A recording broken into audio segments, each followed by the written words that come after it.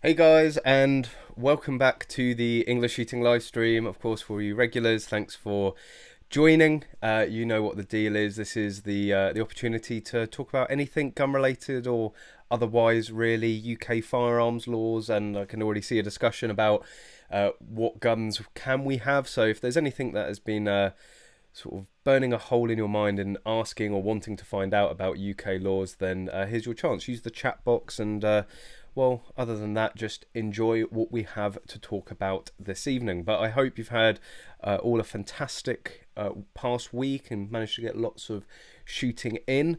There's been a lot of busy activity today at work, which I'm going to get onto as soon as possible. Of course, you guys know that I work with Connors with Magload, and there's some interesting bits coming out that we're going to be talking about later on in the stream. But the main bit of news, the main title for this evening is of course the aim to sustain, and you must have seen a lot of this going around on Facebook. This is a partnership between some of the, if not the largest, shooting organisations in the country, and it was launched and announced at the Game Fair. I think that was a week or two ago now, and from the people that are involved in it, they're all saying and giving themselves a bit of a pat on the back of how well it has been received. But I haven't really seen any sort of, let's say, natural reaction to it, any sort of online, you know, apart from Basque and the Countryside Alliance saying what a good job they've done.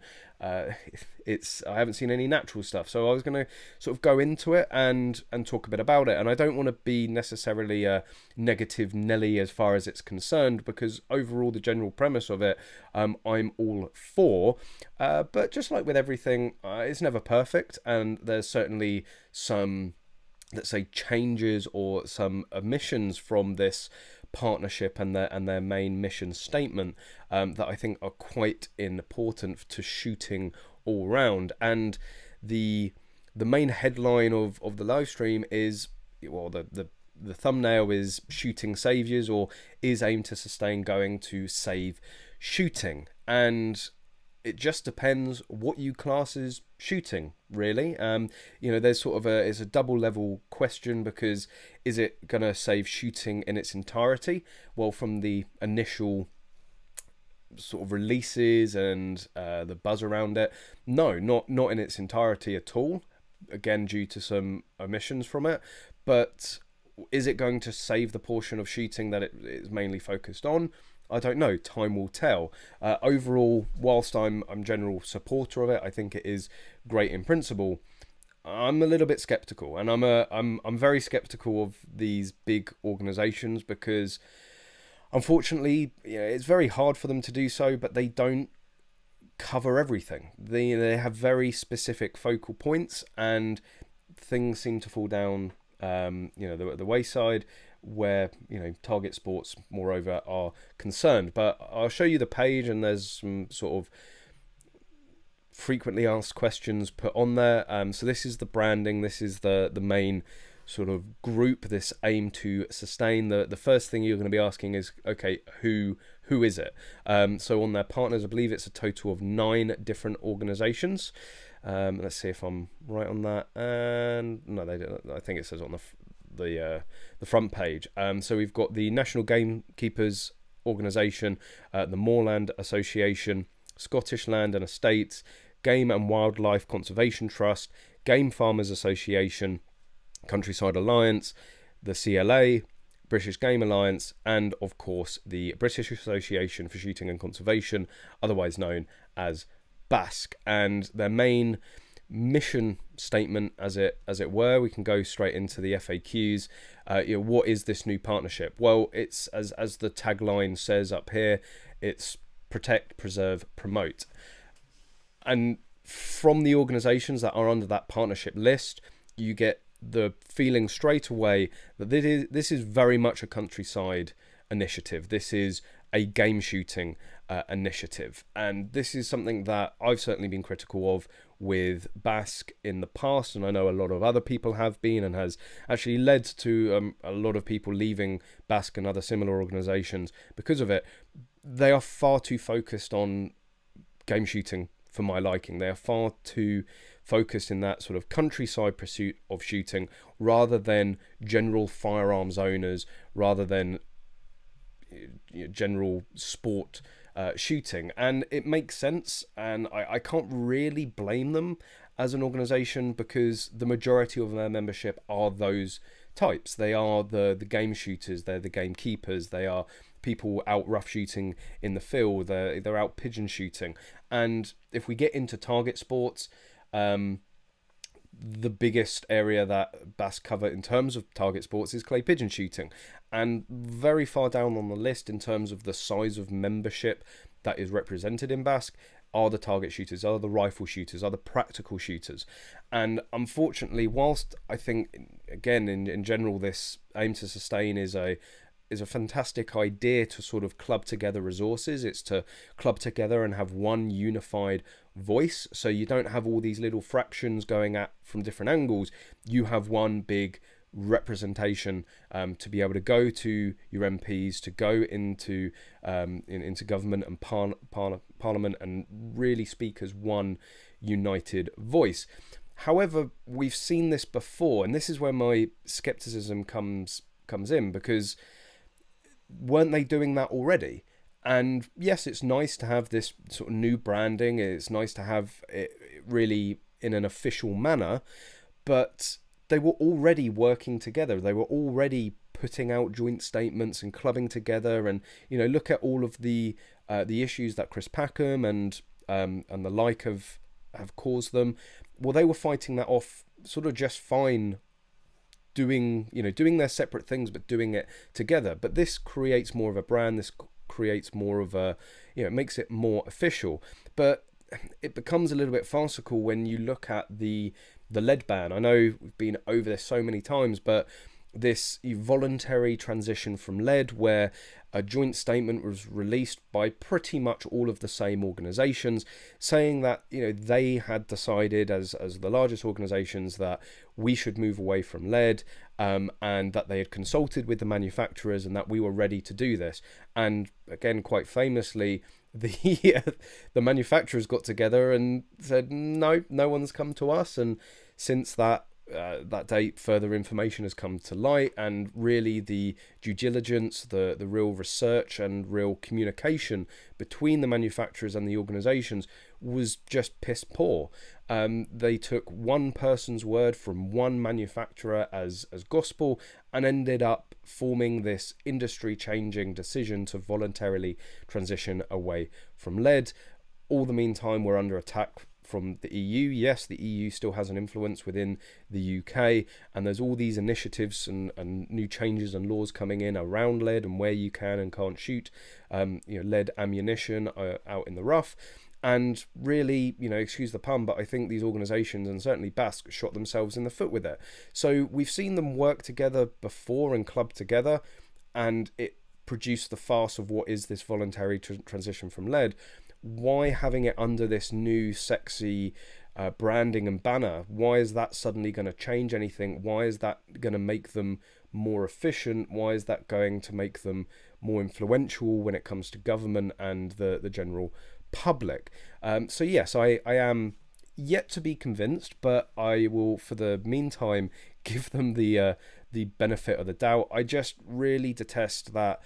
Once again, this is just game shooting. It's about making game shooting more sustainable so that it can continue. And whilst I fully advocate that game shooting is an integral part of the countryside, not just as a way of life, but local economies, there's whole towns and villages and economies built on a game shoot. The surrounding hotels, the eateries, the pubs, people make a living from it. You gamekeepers, you get obviously people on the farms managing the land, and ecologically having game 1,000-acre game states. Well, that means that 1,000 acres is going to be cared for. It's not going to be overgrown. It's not going to be left wanting for general land management. So there is huge benefits to game shooting, but this whole, in a way, I like to think of it as a facade of making it more sustainable. When you have these commercial shoots that are doing 1,000-bag days, and they do touch on this in the sort of the FAQs, and very early on, I'll bring it up again.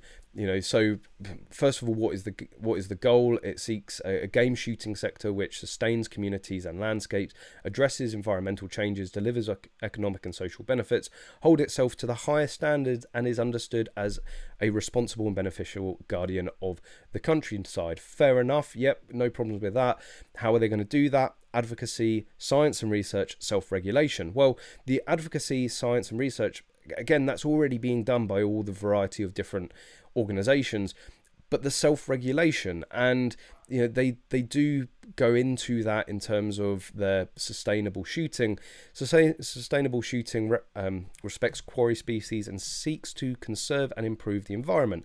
It avoids excessive consumption, and we all know it is a dirty little secret of the game industry and game shoots. Not all, and again, unfortunately, it's a few that spoil it for the many. But we've heard the stories of birds being incinerated, birds being buried, in ditches at the side of the field, because the game shoot isn't, or they haven't been concerned about where does that meat end up? Is it going to be put to good use? Is it sustainable? They're just breeding as many or rearing as many birds as possible to do the biggest bags possible. And I think ultimately that is where the issues come from. So again, it's all very nice to have this new shiny label on it, but it's always going to be a question of money. Are these big commercial game shoots going to lower their bags to become more sustainable because that's what they need to do? That really is the sort of root cause of the sustainability, and maybe go back to or embrace more the walk up days, the 20 to 50 bag days where you just go out, walk the fields and shoot what you see. It is a balance. It is a difficult equation, but again, main focus on game shooting. No real push on general firearms ownership, no real push on protecting or promoting target sports. And in this PC world that we live in, and don't get me wrong, I'm supportive of game shoot. I've sort of done pretty much a 180 on my point of view with game shoots and the benefits overall to shooting and the countryside. But in the PC world that we live in, it's much harder to promote and show the sport of killing. And I've learned firsthand how a game shoot is far more than just going out there and shooting birds. It is the whole day, it's the whole atmosphere, it's the camaraderie, it's the socializing. And really the shooting part of it actually makes up a very, very small part. It's like a practical match. You only end up shooting for 2 minutes, but you will drive 6 hours up the country, stay the night before, get there at crack a sparrow fart for the briefing and wait around and get into the squad and spend a good 8 hours on the range for a total of 2 minutes of shooting. But the fun is talking to your squad mates, it's meeting friends, it's socializing with people on the range, which makes going to these bigger matches so much more fun, and very similar with the game shooting. So there is a need to it, but a need for it, and it can be promoted in a positive way to the effects of the country, or the countryside. But at the end of the day, trying to convince a more PC, a more, let's say, vegetarian, vegan-friendly world that going out there and shooting a load of birds for the fun of it, that's always going to be a hard sell. And I think in terms of the progression of shooting, we actually have a far better and easier path promoting target sports, promoting clay pigeon shooting. A vegan, well, I'm sure they will try, but a vegan's not going to get upset about you shooting a clay disc, or less upset about shooting a clay disc versus shooting a real pigeon. And I just think it's a far easier sell. It's easier and cheaper to get younger people into the sport, and let's not forget, whilst there are different spectrums of game shooting, whichever way you cut it, it's reasonably expensive. You don't have to go and spend £1,500 on a peg, but you can still be looking a few £100. Well, a few £100 is some people's entire budget for getting their safe, getting their guns, getting their ammunition, and joining their club.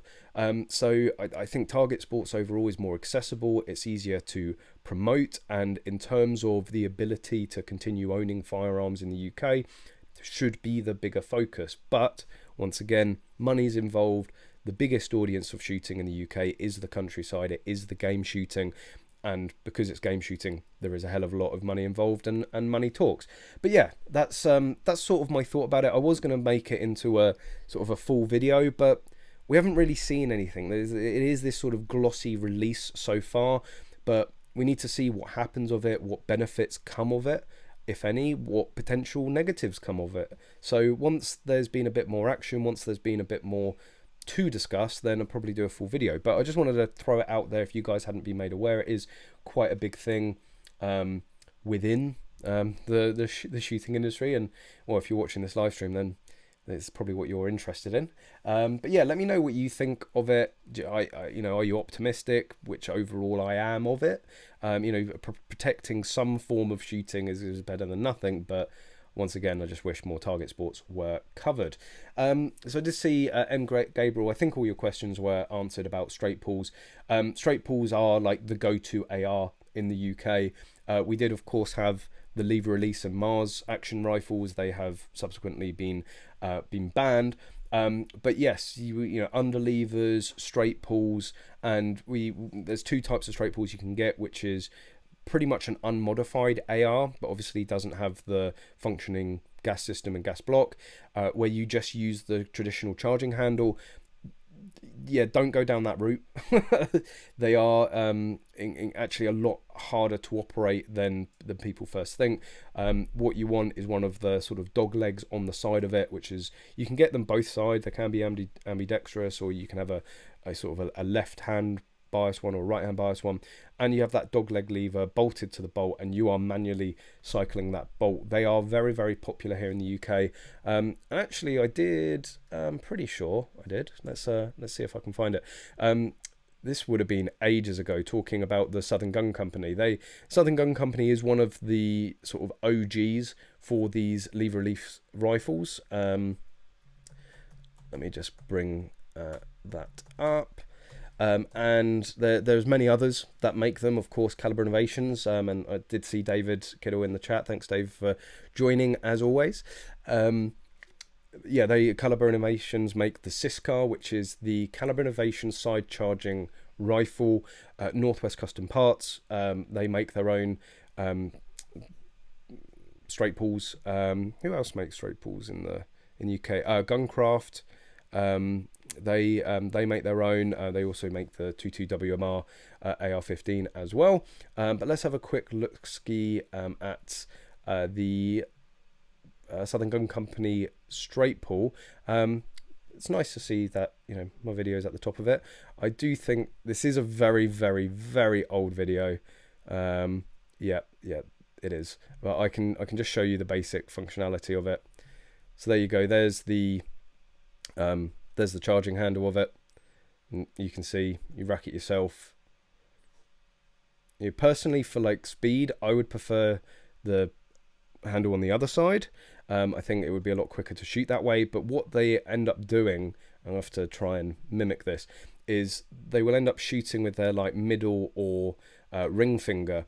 And they will, so this is CSR, they're most popular in CSR, civilian service rifle, and they will end up shooting it with sort of two fingers on the charging handle, and they sort of rock it back, and then they hit the trigger with say with their ring finger, and that you can get quite a fluid motion with it. Obviously in the video that I'm showing you guys, I'm just, you know, I think we're shooting at maybe like 300-400 yards, and I'm going more for the accuracy rather than the speed. But you can see that is a UK legal AR-15 223 straight pull rifle, and there is of course the underlever that's come out from Southern Gun Company. Southern Gun Company is, I have a lot of respect for them, a lot of time for them. They come up with some really sort of innovative ideas. You know, they came out with the lever release. I think that even predated the Mars. Lever release, for those that don't know, basically the bolt would lock back after each shot, and you would hit a separate lever to then release it. So it wasn't a semi-auto, but then they ended up getting bad. Truth Junkie, sup Callum, hope you're well. I am all good. I'm especially good because tomorrow's my birthday. So and I am in literally my final hours of my 20s. So hitting the big 3-0 tomorrow, and yeah, we're going up to Grimsby. No offense to anyone that lives in or around Grimsby, but I have to be completely honest that it wouldn't be my first choice to spend my birthday. But Connors and I are heading up to the Coats of Iron match. It's a level 3 IPSC practical shotgun match. I'll be shooting it with a 2+1, a section 2, so no chance of winning or even placing with that, but it will be good fun, good experience. But yeah, most of tomorrow will be spent on the road heading up to Grimsby, but no doubt we will find the hotel bar, and I will go and have a few birthday drinks. Evening all watching it at work, for fuck's sake. Isn't that just like the dream job though, getting paid to watch English shooting, right? I mean, I wish someone would pay me to watch English shooting, but there we go. David Kiddle, anyone else see the FAC holder arrest over fake LR claims?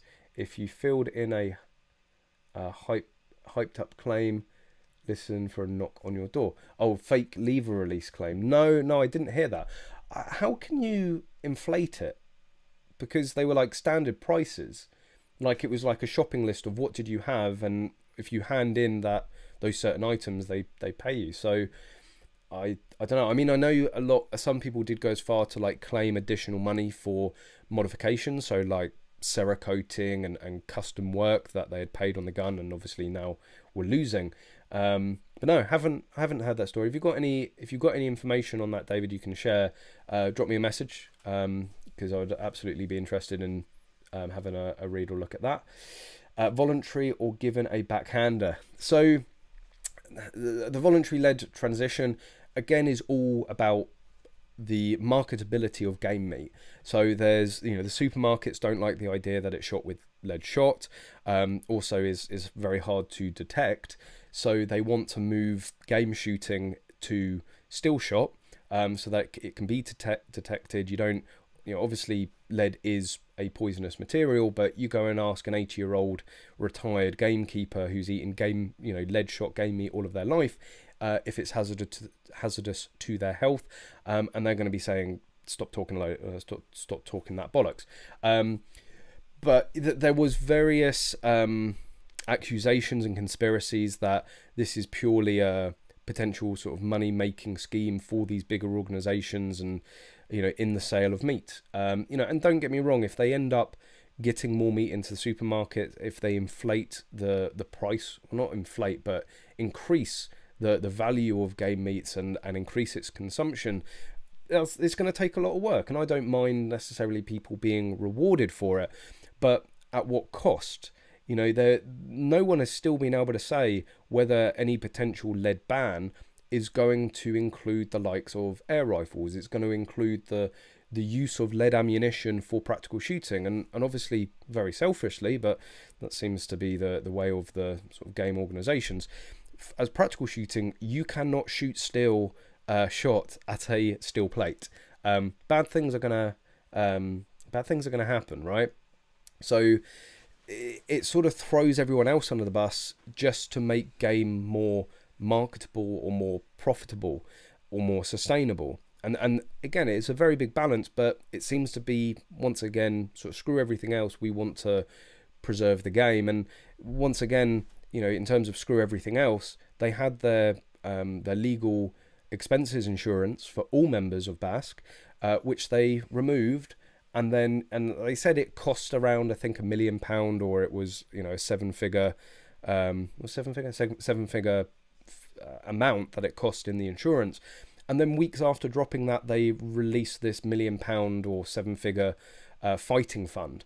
And it's like, hang on a minute, like, you've saved $1 million here and now you're spending $1 million here. It doesn't take a fucking genius to work out what's happened here. And that fighting fund is purely down to the discretion of BASC, how it is used. And you guessed it, so far as I'm aware, it has only been used on the protection of game and countryside pursuits. It hasn't been used to, as far as I'm aware, to protect BASC members when they experience legal difficulties. It hasn't been used in any way to potentially overturn the Mars and lever release ban, which has significantly hindered disabled shooters. It hasn't been used in any way to promote or progress or protect target sports, as far as I'm aware, just the game shooting. So again, it's like, fine, BASC, if and the other organizations, although the reason I single out BASC is it's in my mind and experience, it's the one organization more guilty of saying, we cover all shooting sports, we are here for all shooters, all firearms owners, but then we only focus on game. It's like, fine, if you want to be a sole sort of wildfowling organization, which is where they came from, or a sole game organization, fine, but don't parade yourself as the savior of all when it's quite obvious you're only really concerned with one pocket of it. Again, the majority of BASC members are game shooters. They are rough shooters, so they're looking out for the best interest of the majority of their members. What I get really uppity about is when they say, oh no, this is for the benefit of all members. Well, no, because not all of your members are game shooters, not all of your members are rough shooters. There are a lot of your members that are purely target sport shooters. But anyway, you know how I can go on. So what a PETA, people eating tasty animals. I haven't heard that one before. Crashes have stopped now. Were we crashing? Well, I know we had an issue a few weeks ago. I think, touch wood, I think we've sorted those. I played around with a few of the settings. M. Gabriel, if you hunt, make sure you eat your game. Absolutely. And this is one of the reasons that I 180'd on sort of my... I wouldn't say I was anti-game shooting. I just don't think I fully understand it. But having experienced it a bit more and being surrounded by it a lot more over the past few years, my ethos is that as long as everything that I kill is eaten, not necessarily by me, but is eaten and is put to good use and isn't just, thrown in a ditch somewhere, then I'm okay with it. You know, that is sustainable. But going on a day with, you know, 1,000 bag day with 9 guns, you know, you're shooting over 100 each. You know, unless you're going to eat game every other day, or every third day for a whole year, you know, and bearing in mind the sort of people that go and do 1,000 bird days, they're not just doing one a season, they're doing 2, 3, you know, half a dozen, a dozen. They shoot more game in a season. There's some shooters out there that shoot more game in a season than they're ever themselves going to be able to eat in a lifetime. So that's where I think the big issue is. But yes, if everyone, you know, if this aim to sustain, I think, really wants to be impactful, bring in a rule that you have to eat everything that you shoot. Either we're going to end up with some fucking fat shooters, or we're gonna see the bag numbers drop. English shooting, can you store rifles with their bolts in them? Absolutely. I mean, of course it's recommended to take all precautions possible, and storing the bolts separately certainly does aid in your security, and does help with the security if the worst does happen. They either end up with a bolt or a gun. None are really useful without each other. But as far as I'm aware, it is not a requirement. I believe when I had rifles, I still kept the bolts in them. Even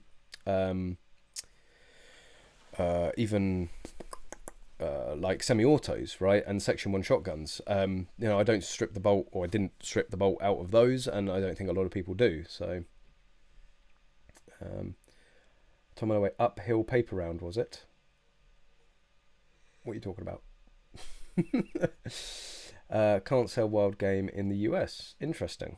See, I know game shooting does have a pretty big following in the US. I know a lot of Americans do specifically come over to the UK to do it, but and there are a number of game shoots out in the States, but obviously that's going to make it even harder in terms of what do you do with the birds afterwards, with the meat afterwards, because if you can't sell it, there's only a few things you can do. How's the Gun Trader website going these days? I don't know. I think they're still running. As I've said, sort of since they're still up. Gun Trader is still there. Don't worry, they're not going anywhere.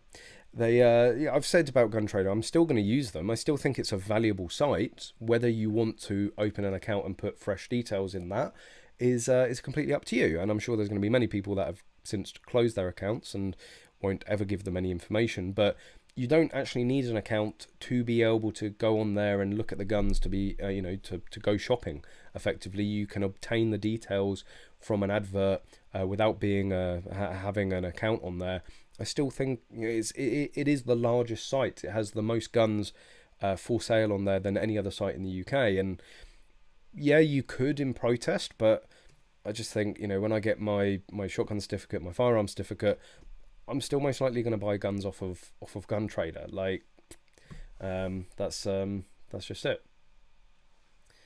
When are you going to do another firearm review? Very soon. Actually, I'm going to be doing. Just need to find a setup that works. We're very much in the midst of major disruption at work, and it's taken a lot of. It's taken a lot of my time. It's certainly taken a lot of Connor's time. In that we are moving. Nothing is certain yet. Nothing is signed yet. But we are hoping maybe I think it's now looking the next week. And once we're settled again, there will be a lot more firearm videos, firearm reviews, but it will be the Battle Arms Light, built by Cotswold Classic Arms. So this is a gun that Connors has built for himself for competition, and anyone that saw the Battle Arms Ambi review that I did, you'll all know that I absolutely love that gun. I think it is, taking price out of it, I think it is the best 2.2 AR on the market in the UK. When you put price into it, I think the 1522 maybe just pips it, because you can't argue with 600 quid. Is the Battle Arms is it worth, or is it effectively 5 times the gun? I think you could argue yes, but overall I think value just again puts the 1522 in the top spot. But yeah, absolutely love the ambi, and I've ended up using the Battle Arms Light the lightweight quite a bit. So we've done 2 speed stills with it and a level 3 mini rifle. So I've done a fair amount of shooting with it in competition, in 2 different competitions. So I'll be doing a full sort of breakdown review and maybe even a comparison to the ambi if we can get hold of an ambi for that review as well. So yeah, that will be coming out. I know there's a lot of interesting and new guns coming out from Caliber Innovations, which I should hopefully be getting my hands on to review those. And I was hoping to get hold of a Benelli M2 Speed, obviously being a Section 1 shotgun. I'm not going to be able to shoot that just yet, but luckily Connors can, and Connors knows his way around a practical shotgun, so we was sort of going to get him doing that review, or we doing it together, but him doing the shooting, because I can talk about the technical details obviously, but in terms of how it shoots, how it loads, Connors will be able to give you all that goodness. Although I can load it, I can legally load with dummy carts a Section 1 shotgun without having an FAC or being a servant. So between the two of us, we'll do a review of the M2 Speed. Unfortunately, I heard rumours of like only 6 or 8 were bought into the country, despite there being so much marketing and so much hype about the new speeds, the Benelli M2 Speed and the Benelli Nova Speed. There was like a minuscule amount bought into the country. I don't think this was in any ways, say, GMK, who are the importers. I don't think it was their fault, and it certainly wasn't the dealer's fault, because as far as I'm aware, multiple dealers have ordered at least half a dozen. It's purely, from what I've heard on the grapevine, it's a supply issue. It is Benelli. Obviously, everyone's had issues with COVID, Brexit in the middle of that as well. And from what I understand, the Benelli factory is just not up to full speed yet. The volumes that they are putting out are far lower than usual, and this gun has an international appeal. So it's being put out there to the States, to the rest of Europe, to obviously the UK, and it's all coming out of one factory. So it's sort of dribs and drabs at the moment. I believe the Nova, I think it was either middle of August or middle of September that the Nova was going to hit the UK, the first ones. So it might be a little bit tricky to get hold of one, but that's very much on the cards to do a review of. And I've been meaning for a very long time to redo the top 5 practical shotgun video, and I got very, very close to doing it, because I have myself shot pretty much every practical shotgun out there. And then they dropped the speed, and I was like, well, I need to wait for the speed to come out before we do another top 5. But yes, I'm sorry there has been a lack. I tend to do waves, or I'll do like a wave of gun reviews, and then I'll do like a wave of sort of commentary news bits. Well, we recently had the obviously the Southern Mini Rifle Championship video, which a lot of you seem to like. But yeah, there will be more reviews, don't you worry.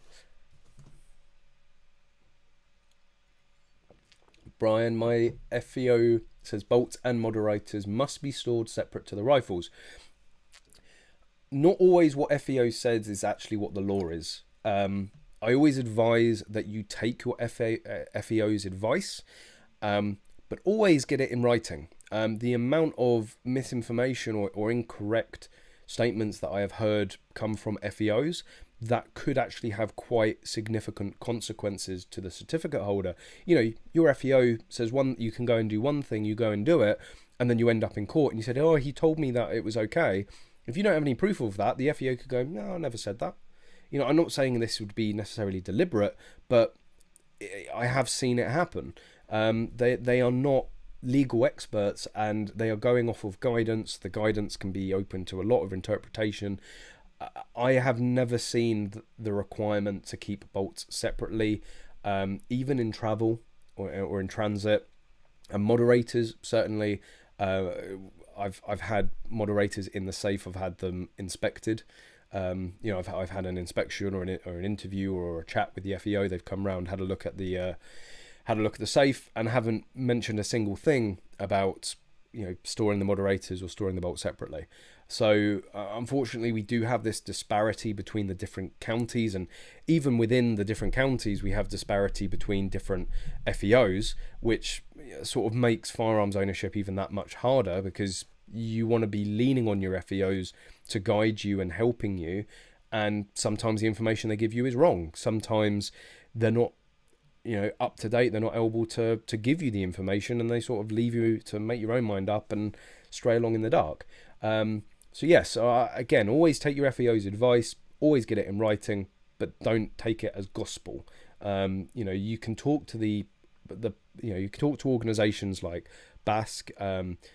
You can talk to specialist solicitors and barristers, and get their feeling about it. There's loads of avenues that you can go down to get secondary advice. I just wouldn't necessarily take the FEO's advice as gospel, but always try to follow it, because that's usually the best course for people. Shell Shock, I'm going to be filling out my NFA paperwork to purchase and own a suppressor. What brand do you recommend? I'll be using it for my Ruger 1022. So great, congratulations, I guess, although I suppose you've got a 9 or 12 month wait now, but there's one thing in the UK that's a lot better. We can get moderators, suppressors, silencers, whatever you want to call them, a hell of a lot easier, a hell of a lot quicker, and a hell of a lot cheaper. So what brand? I'd 100% recommend Wildcat. I don't know if they have an international presence, but it would certainly be worth getting in contact with them. I've seen a variety of 221s they do. I think it's the Whisper and the Panther. I can't remember which one is which, but Wildcat, it's run. It's like a family. I think it's like a husband and wife business. It's a fairly small outfit, but they pack a big punch. Some of the designs and innovations that they have, and the quality of their products, and the level of the service that they deliver is sort of second to none. Again, I can't recommend them enough. And Alison, who's one of the main people there, she's just absolutely wicked in loads of different ways. So if you can get yourself a Wildcat, I'll bring up the website just so you have a better understanding of what I'm going on about. And actually, we can have a look and see about their range, because I can't remember exactly what's what. So this is who you're looking for. It's Wildcat, and let's go to moderators. Yes, so I think it's this one that they do in 2.2 as well. Yeah, here we go. Whisper is 2.2 is available. So I believe one fully strips down. So unfortunately, they don't have sort of photos of that. Is there any? Oh, no. So there's one that you can. It's like completely modular, and you can change like the end piece, so you can have like a UNF or a UNEF adapter, and just you thread it out. And you can take it apart easily for cleaning. I think that is the Wildcat. No, not the Wildcat, the Whisper. And then, or is it the Panther? I get so confused. And I think there's one that you can't take down. Let's have a look at the Panther. That definitely, maybe it's the Panther that's modular. Again, you should definitely talk to them. So you can see here, you've got your inner bit. Again, you can change, I believe you can change that out for different calibers. What does it say? Again, it's pretty much a rimfire moderator. But yeah, the Whisper and Panther, I've used them both. Both have performed brilliantly. But one is, I think, more modular than the others, and one you can get all different inserts, all different threading, and their Predator. I think their Predator is like their big daddy. So here we go. Available in most standard threads, and I believe again you can get for this one a different piece for each one of these threads. And funnily enough, the way it works, I know it's going to be different in the US, but fun fact for anyone in the UK, selling a complete moderator has to be an RFD to RFD purchase. There we go. So it says here, complete Wildcat moderators can only be purchased via RFD or by appointment.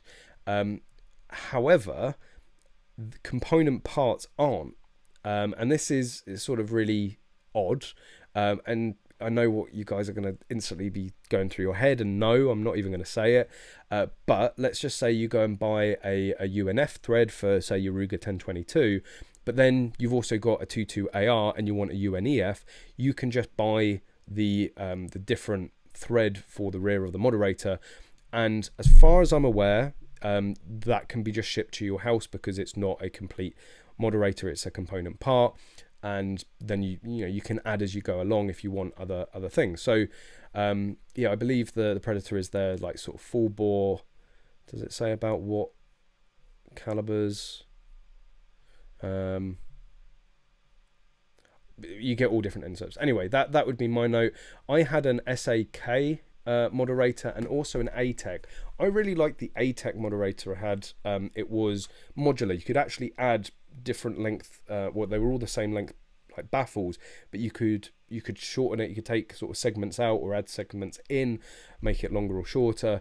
They weren't particularly expensive at all, and the SAK Moderators I think you can pick up for like 30-40 quid. But both of those were good, but Moderator, in terms of Moderators, my default is recommending Wildcat.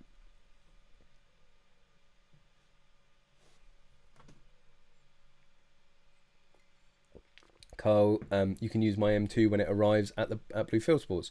Awesome. I'm guessing when you say M2 speed, but that would be absolutely awesome if we could pinch that from you for a little bit, and we could do at the very least I should be able to do like an overview video of it, to sort of a first look without shooting it, but we're trying to get Connors behind it and shooting it if possible. Are there any new UK gun owners in the chat? Yeah, let me know. Caliber have the armor moderators back in production. I'll sort one out for test Connors. Awesome. It'd be good. I've heard good things about the Caliber Innovation moderators as well. I remember Ali very long time ago showing me it, and the way that it's actually got not an active part, but it's got a moving baffle. I think this is the same Moderator you're talking about, David, which instead of the standard baffles just sort of absorbing or breaking up the sound and the pressure, the armor actually spins up, and that's how it effectively sucks up or dissipates the energy, therefore reducing the noise. I think that's the same one, but yeah, that would be awesome to get a test of. And perhaps we could do sort of a side by side of a Wildcat, an SAK, an ATEC, or TAC, or whatever it was, and the armor. That would be awesome. Neil saying the Panther is strippable. So Shell Shock 1951. What is the process of getting a suppressor in the UK? Really simple. So in the UK, well, funnily enough, in America, liability is a big thing. Suing other people is a big thing in the States. But in the UK, when it comes down to civil servants, the last thing they want is liability. So the way this sort of came about was, shooters were saying to them, well, they were asking for moderators, and if they, or suppressors, or whatever you want to call them, they would ask them for a moderator, and they'd go, nah, you don't need one. And they go, okay, so in 10 years' time, when I come to you with hearing damage, who's paying my medical bills? Who's paying for the hearing aid? And who's going to compensate me for my lifelong of lost hearing? And they're like, oh, okay. So in terms of a liability aspect, they won't say no based on hearing protection. Because again, if they say no, a few years down the line, you end up with hearing loss, and you can show that the lack of a moderator has led to that, then that department is in some way liable for the damage to your ears. So you apply for them, just like moderators, funnily enough, are considered a firearm in the UK, which really nicely for the police and NABUS and Home Office skews the figures on lost firearms, because if you lose a moderator, it's considered losing a firearm. So it bumps the numbers up. But either in your initial application or during a variation, you just say to your FEO, your firearm inquiry officer, look, I want to apply for a few moderators.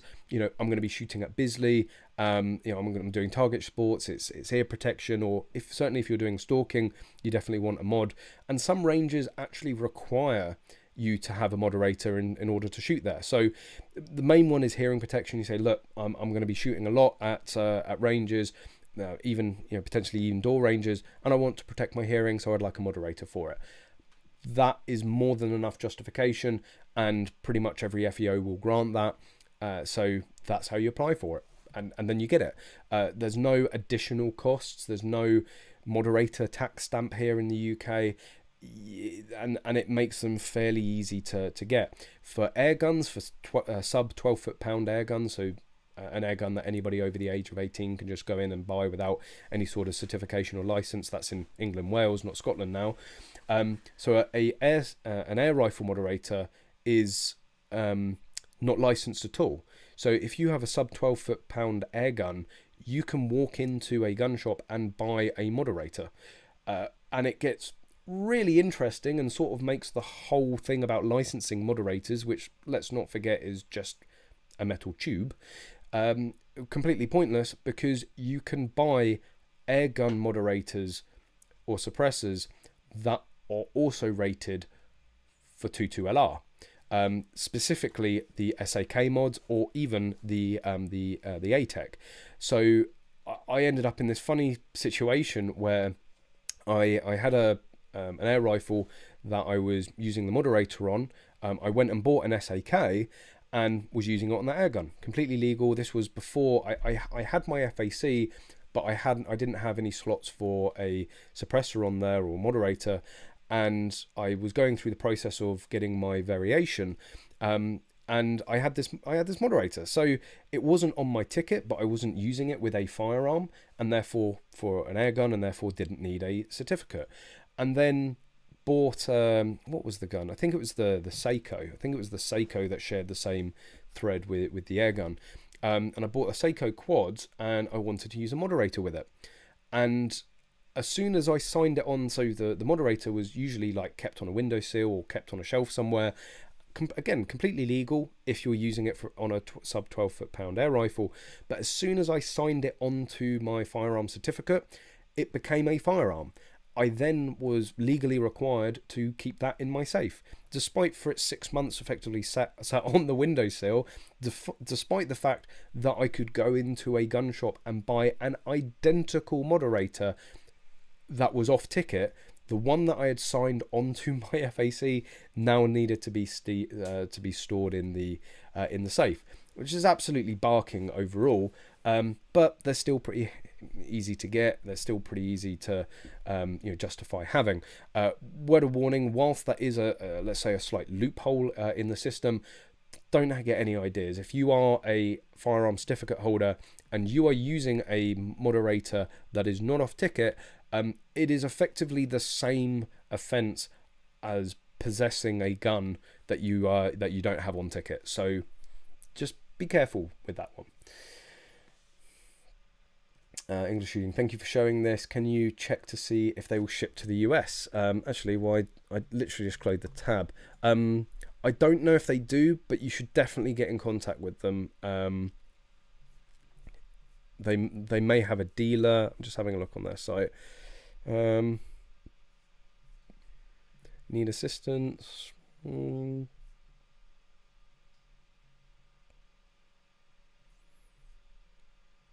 No, I can't see anything about whether there's a US dealer. But the best thing is going to just drop them an email. It's sales@Wildcat Moderators, and unfortunately the Basque logo's in the way. Good old Basque. Let me just adjust it on my screen. I'll just bring it up. There we go. Oh, or not. There we go. So that's them. sales@wildcatmoderators.co.uk. Drop them a line. I'm sure they'll be more than happy to help you guys out. But is anyone representing the disabled shooters regarding the Mars and Lever release? No, nobody is. Absolutely. I think I made that point earlier about the sort of lack of fight in that regard from those organisations. Gzerp, why don't you, Callum, talk to this organisation then to represent all gun owners? I mean, yes, I could. I with all due respect, I don't like wasting my time, and they're certainly not my biggest fan. I've been very critical over the previous few years of them. It's like I have engaged in conversations. I actually had I think it was like a 45-minute Zoom call with the director of communications for Basque, where he continually lied and swept things under the rug, and I quite sort of vigorously challenged him on stuff, and he just came out with bullshit. Just one of the biggest things was the whole reason Basque got involved with a 50 cal. Well, first of all, the majority of the work was done by the 50 cal association. Basque said it was them, and they said that they got into it purely for the good. And it's all recorded on a Zoom on the Zoom call. He said, "Oh no, the reason we got involved with 50 cal was purely to help the target shooters." Whereas in a previous interview, he had said the reason that they got into defending the 50 cals was that they were worried that it would affect high muzzle energy hunting rifles. And it's like, he's just barefaced lying. This is the director of communications for Basque. And it was just like beating my head against a brick wall. I kept saying, you seem to think what your members want better than the members themselves. And he said, "Oh, we often survey our members." I'm like, right. I've been a Basque member at that point, I'd been a Basque member for getting on to 8 years. I'd never once received a survey from Basque. They also seem convinced that the best form of communication in the world that we live in today is through their magazine. No. And it was something like, "Oh, well, we don't use email because only 80% of memberships have it." I was like, sorry, what? Like, it doesn't cost anything to send a fucking email. Like, send the magazine and the email, right? Oh yeah, but we're required to inform all members, to make sure that all members have been assigned, have been contacted, and 20% of our membership doesn't have email, so we have to use paper. Okay. But you can do both. It doesn't cost any more to send a bloody email. So loads of things. I've tried to engage with certainly Basque in the past. I don't like being lied to. I don't like being spoken to actually like a naughty little school child, which is what he tried to do straight away, and very quickly understood that was not the best the way to treat me. And funny enough, I haven't had any contact from him since. Just like Sean O'Neill, there's a habit for bullshittery. Apparently, there was a court case where a gentleman was hauled before the courts for owning an FAC-rated moderator. The case was thrown out as he was using it on a sub 12 foot-pound air rifle. Right? So that just shows that the police and the CPS, so to get to court, the Crown Prosecution Service needs to okay it. Actually have a very little understanding of it, the finite aspects of firearms law. Did they pay his legal fees? I fucking hope so. So yeah, it happens, and this is why I say don't necessarily take your FEO's interpretation of the guidance as gospel. Right? Again, always try to follow your FEO's advice and get that advice in writing if you are going to follow it, but there's no harm in seeking a second opinion. Right, I'll get away from a bit of moaning, and it's now going to get very, very Magload. It does help keep the lights on, so please bear with me, but we do have a really, really, really cool thing I've actually got 3 really cool things to show you. The first, and this is going to seem like a little bit of a side angle, is private plates, right? There's been a lot of discussion recently online about private number plates for shooters. I have, and you can get your brains sort of working as I go into this, try and recommend me a plate. And if you think you can find, and I mean, I'm talking me, if you guys know me, you know what I'm into, something shooting, something English shooting, CLC, my initials, whatever. I've been trying to search for the perfect plate for myself. I think I might have found it, but I am open to suggestions. But the conversation came up, and actually very quickly, quite a serious note descended, which is about security. So this all came from a picture in the KFC group. Now, KFC, not Kentucky Fried Chicken, Kentucky Firearms Club, which is my Home Office approved club, and now a club to, I think, well over 200 shooters. This was posted in the Kentucky Firearms Club. So AR-15 KFC, like literally the most perfect plate you could get for a member of KFC that likes their ARs. And if you're a member of KFC, there's a pretty good chance you're going to like your ARs. But then there is the security implication, and as well, going to many different shows, gun plates. So, you can go on to Plates for Less, this one is, type in gun, and all the different variation of gun, right? And yes, some are, getting a bit expensive, but some not so much. You can, and actually this site is more expensive than the DVLA. The DVLA, it starts a lot cheaper, but then you have fees on top of it, it bumps it up. But loads of different variations of guns. Can I actually sort it by like lowest? But so you get the idea, and also obviously like AR-15. But I think there is actually sort of an unforeseen potential security implication. AR-15 AK. I might have to bookmark that one. But yeah, AR-15 again, you can pick up, pretty cheaply overall. But the security implications, right? If you have something that is gun, point blank simulator, wank. Yeah, thank you for that, Tom. Thank you, David. I'm really going to regret asking for advice. And Tom, yes, CALLUM or CA11UM blank. Yes, well, I'll show you, right? And I know someone just saying vanity plates, you have too much money. This is part of the reason I've never got a plate, because any of the most like sort of perfect private plates are also ridiculously expensive. But luckily enough, my name does fit into the prefix.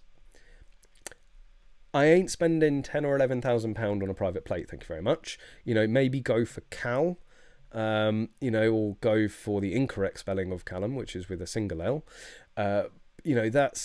I could get something that looks vaguely like it, for like 166 quid. But yeah, really what I'd want is something like that. I ain't paying that sort of money for it. However, there is a point to all of this. First of all is security. Having anything gun or even AR-15, most members of the public will associate AR-15s to shooting or firearms.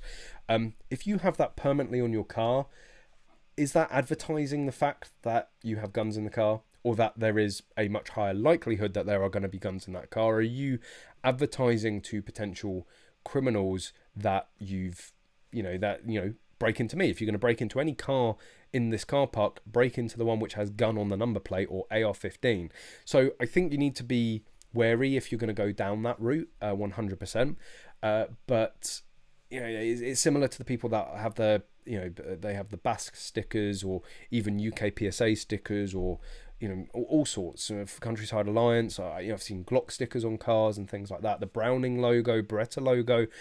The Browning Beretta logo maybe less so. Like only shooters are really going to know what that is. But the British Association for Shooting and Conservation. The Countryside Alliance, Farmy. Glock stickers. Everyone knows what that is, although there's not likely to be a Glock on board. So, I love the idea of a personalised plate. I ain't going to go and spend a lot of money on one, because I do see it as wasted money. You can buy them as an investment. Certain private plates do go up in value, like Callum, right? The Callum plates, certainly the double L, you need an 11 plate to be able to do that. Well, they're not making any more of those, so those plates are only going to get rarer in a sense. And they're only going to get more. There's only going to be more Callums. Can you imagine? So technically, it will go up. It will it will hold its value. I think somebody said.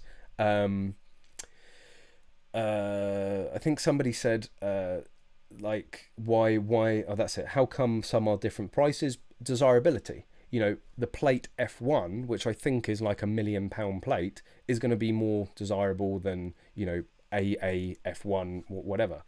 So the whole point of doing this is firstly to be a warning with all these talks of private plates recently. You need to be aware that if you're going to go down that route, just bear in mind security. Maybe get something that is easily identified to people in the community rather than to everybody. David Kiddle, Magload is available. I do have to sort of come clean with this one. So we did see you say that, and I know I sort of acknowledged it with my post in the in the group, but we certainly Connors was actually quite annoyed that you had brought attention to the Magload plate, because now it's not available. So you say it is available, it most 100% is not available, because we got it. So the reason it was available was because Connors requested for it to be put out on auction, and literally the day before the auction was going to end, David, you started making people aware of it. Somebody, and I'm really sorry if this was one of you guys, somebody actually posted the link to the to the auction on publicly to the Magload page, and we just deleted it because we didn't want somebody else buying it. So this isn't a show plate. This is oh yeah, you can got that little. I've got to show you the edition. This is a genuine plate. It's not a show plate. Connors now owns it, or Magload now owns the plate, and that yes, that is now the Magload plate. So yes, David, we were well aware that Magload was available, and we really didn't want anyone else knowing about it. So yeah, that will be going on Connors. He's just waiting for the certificate. It is his, or it's the company's. He's just waiting for the transfer certificate to come through before he can actually put it on the plate. But I mean, he said as well, these only came through today, and I was like, I've got to take one to show on stream.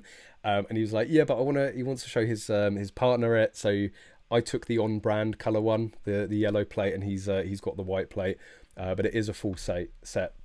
But yeah, we were really bricking it when people started posting that this plate was available. Yes, it's been, I think Connors has been on a mission for like the last 2 years to get this plate, to the point, I can't remember why it was different, but there is another very similar Magload plate, but it's currently on a Ford Fiesta, and it got to the point where Connors was going on Auto Trader, keeping an eye out if this Ford Fiesta ever came up for sale. So yeah, we didn't have to go and buy a Ford Fiesta. Connors requested for the DVLA to put it up for auction.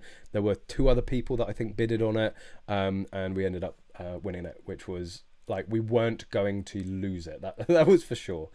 Somebody said, what's an 11 plate? It's the year. So 11 stands for, is it? Yeah, 2011.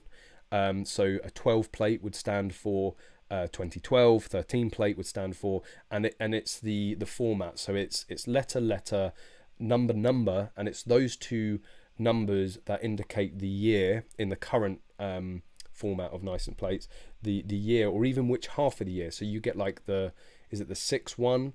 The 6 basically indicates that it's in a later part of the year. But yeah, when I say have an 11 plate, it's a 2011 number plate. Who sets the prices? So the DVLA will auction it. So the DVLA auction the plates. They all start at £250, and it's the highest bidder. But what also happens, and we think that's the 2 other bidders that were going after this, were actually plate companies. So plate companies can go and buy these plates and just sit on them. It's like URLs, you know, www.EnglishShooting.org.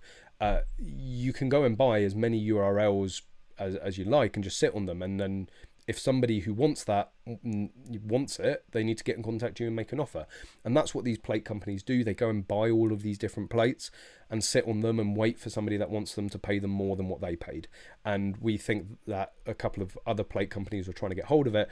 Luckily, Magload is not maybe, you know, the most desirable name in the world, unless you're into shooting, then of course it is.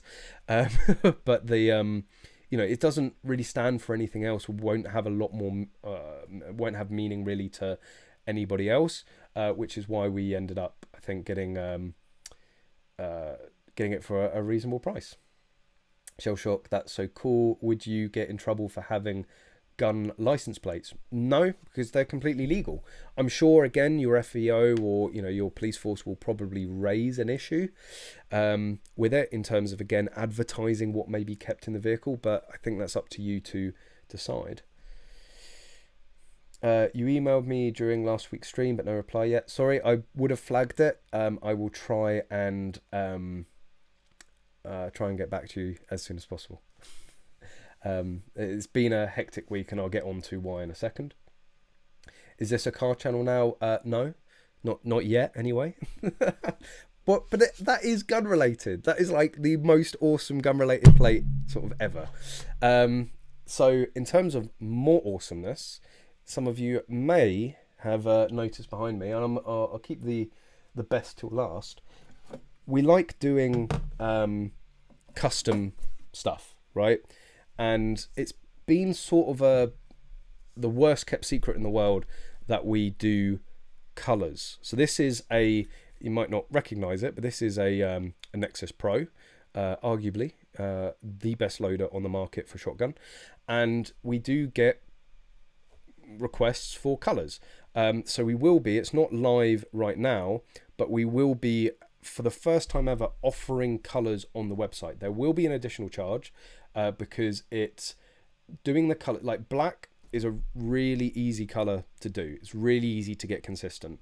Everything else, it's an absolute nightmare. And black is the most popular color. So, you know, the scales of economy and all that. So there will have to be an additional charge for it. But we've never publicly offered colors for Magload. But that will be changing very, very soon. And that is all of the colors you can have. So let's put myself to the test. Obviously, it's not, is it? It's carbon black, ice white, deep purple, hot pink, sky blue, deep blue, lime green. No, that's definitely wrong. I think maybe lime green, sunburst yellow, tangy orange, and fire red.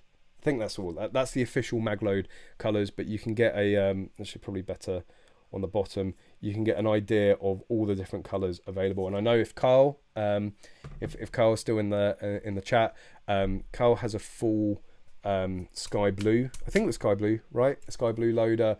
Green is another popular one that gets done all the time. But yeah, you'll be able to configure it and have a custom. When I say custom color, you'll be able to do color and it will look like one of those. But yeah, that's not released yet. We're waiting until we're in the new place to be able to offer that, because we need a lot more space in terms of the color processing. Rich Weston, glow in the dark, maybe at some point. The thing is like all of the parts are UV treated, so I don't know actually how a glow in the dark one would do. But we can definitely look into it. However, the big news, and this is an English Shooting exclusive, for anybody that may be put off by the price of a Pro, which actually it sits in with the other sort of highly regarded loaders on the market. And I'm going to give you a little bit of context here. First of all, it has been, I think, Connor's mission to release a proper budget spring adjustable loader. He has tried, like, all the time I've known him, he's tried to do it, and it just hasn't got there. You know, something that has the quality of Nexus but at a much more affordable price point. I'm just going to go out and say that I think he's done it. So for comparison, you know, Nexus Pro, a Nexus Pro 12 is £149.99, right? Again, fairly competitive within the sort of top end of the market. But now there's Element. So this is completely exclusive. We haven't put anything out about it. They are live now on the site for pre-orders. And for comparison, if we go to a Nexus Element 12, it's £80. So you're looking about half the price of Pro. Now, this isn't in any way a replacement for Pro. There are a lot of features that it won't have that Pro has, but it is, I believe, will be, once fully released, although again you can pre-order it now, will be the cheapest spring adjustable loader on the market. And for those of you that have maybe following Magload for a long time, you might say, well, that's the original Nexus. It is basically taken what was learned from the Nexus and various tweaks to design, various different processes being used to bring down the cost. But for all intents and purposes, it is an original Nexus, but designed to be as cost effective as possible, to be as affordable as possible. But I know it's like the worst comparison in the world because this looks like a bag of Skittles. I think the tagline for this will be "Taste the Magload." That could be taken a variety of different ways. But the biggest thing is the weight, and I can't show you the weight, obviously. But despite this being a Nexus Pro 20 and this being a Nexus Element 12, this, just feeling it, is probably still a good 30-40% lighter, even though it's a bigger loader.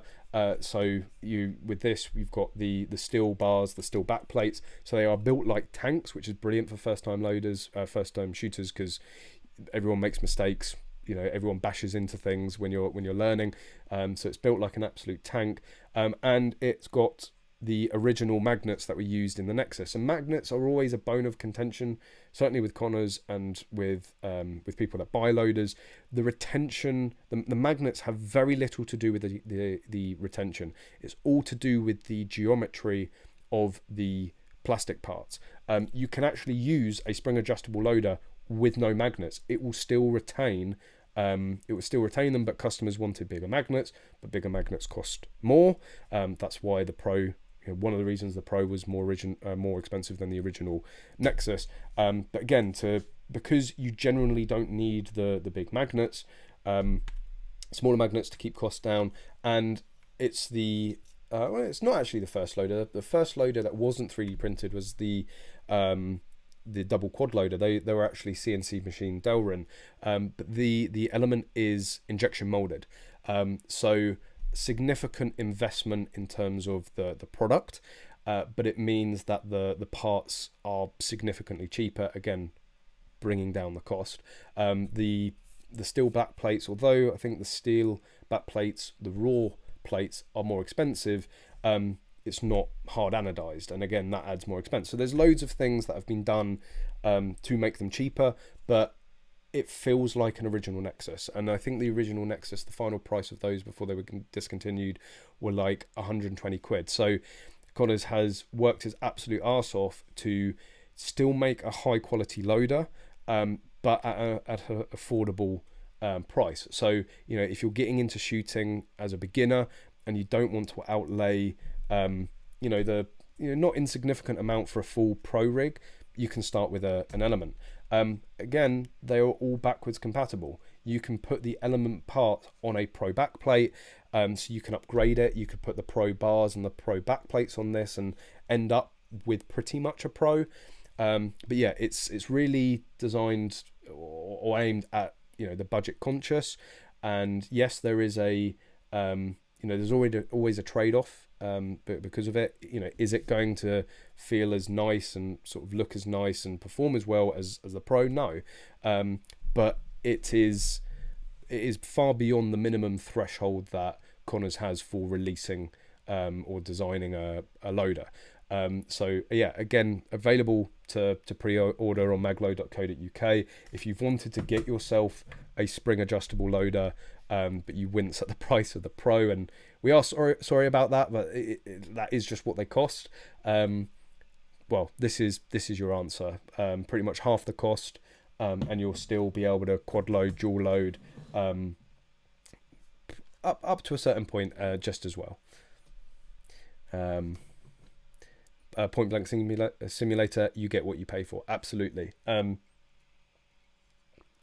One of the biggest things as well in terms of the cost savings is actually the assembly. So these aren't going to come fully assembled. That you're not going to get the unassembled option like you do with the Pro, and that's because of the method of which these are constructed. There's no compromise with the construction and the performance there, but it's just using a different method because they are injection molded. Because of the plastics used in injection molding, it's allowed us to use a more efficient sort of assembly methods, and that means less time spent. They're easier to make, which again brings down cost. But absolutely, I mean, don't get me wrong, and I know this is easy for me to say because, well, I don't pay for my Magload gear. I will still be using the Pro. They are still, just the lightweight, or the weight saving in them, for me is worth its weight in gold. Excuse the pun on that. But yeah, they are by far the lighter loader. Yes, putting a single cartridge there, with the bigger magnet is going to hold a single cartridge better than a smaller magnet. But in terms of the overall retention for a quad load or dual load, the Pro is still slightly better, because with the element being injection molded, there's certain different designs constraints. With 3D printing, you can make whatever geometry you want to suit the performance, whereas with injection molding, there's a trade-off between actually being able to injection mold it and having the geometry you want. Again, so the Pro is the better loader, but the element is like half the price. So if you want to pick one up, magload.co.uk, but you'll be seeing a lot more of that very, very soon. You'll be picking up, so Shellshock will be picking up a SIG P365 for your CCW this weekend. Not jealous at all. No, not in the slightest. Congratulations. Put some rounds down lead for us poor Brits where we can't. Fear and ignorance are a politician's best friend. Yeah, certainly when it comes to firearms. What are you guys talking about? I hope they... or something else is going on. Shellshock, do you work at a gun shop? No. Well, it depends if you class Magload as a gun shop. There will be a shop in the new premises, so then technically yes. And I did work with Blue Field Sports for a couple of years, but solely focused on Magload now. It's just grown to the point where I just wasn't able to juggle all the different things.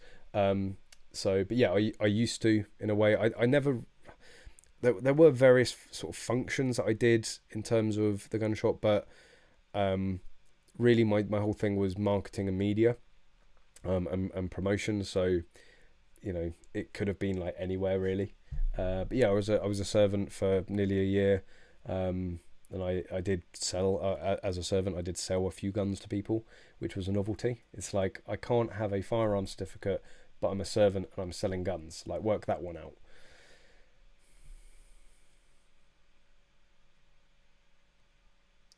Sorry, I say show. Basically, someone's comment got flagged and I'm clicking show. Really hope the NRA let us hire guns again soon. Been ages since you've gone shooting. That's actually news to me. I didn't realise they'd stopped the rental of guns. I know obviously with this COVID malark and sharing equipment, but just sanitize it, right? What's stopping them from like renting out guns again? Sanitize it before it goes out. Sanitize it when it comes back in. What's the issue there? Aaron T, will Magload start making firearms in the future? It's a potential long-term goal. I think both Connors and I have aspiration to see what we could do and what guns could be made.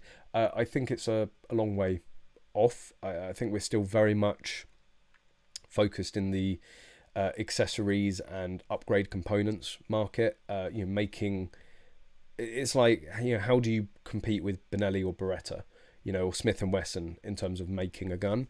In terms of gunsmithing, yes. So it's there's gun builders. I could see us potentially becoming gun builders or gun assembly. So I think this completely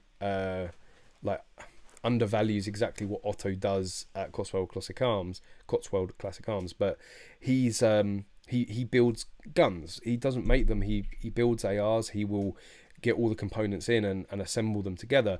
There's a hell of a lot of skill and expertise in assembling an AR. People think it is just like Lego. It sort of is, but there's a lot of finesse with it. There's a lot of fine tuning and fettling that takes quite a lot of knowledge and experience in order to do. That's what I could see us getting into potentially more. But in terms of designing our own gun from the ground up, we're far too busy with the likes of Nexus and all the upgrade components and things like that, and even the gunsmithing. Like, the gunsmithing takes a hell of a lot of time. To do a port work on a gun, you can be talking half a day's worth of work. And when we were doing them previously, there was a queue. Like, Connor's did, like, for a whole week, it felt like he was just doing port work, which is great. He enjoys doing them, and people were very grateful, because certainly I believe he does the best port job in the UK. It's just very time consuming. Rich Weston, thank you very much. Appreciate that. See you on Monday afternoon. Be there or be square. Absolutely, we should all be there, unless we've moved to the new place by then. We're not entirely sure exactly when the date is going to be, but as soon as we've signed and we've got the keys, we are going. I will warn you, we're likely to be very tired and grumpy on Monday, because obviously we're going away the whole weekend. It's always a lot of it's always a lot going away, and doing the matches. It's always very tiring. So yeah, we might be a little bit sleepy, but 100% we'll be there. Wouldn't miss you coming down. And plus we've got some goodies to hand over to you, so we need to be there for that as well. Full nuclear breakfast. Yeah, it doesn't make any sense. It's been in their COVID procedures since they reopened in March. Well, what are you saying, that the NRA are already are becoming outdated on their procedures? Never. The NRA not keeping up with the times? Oh, don't believe it for a second.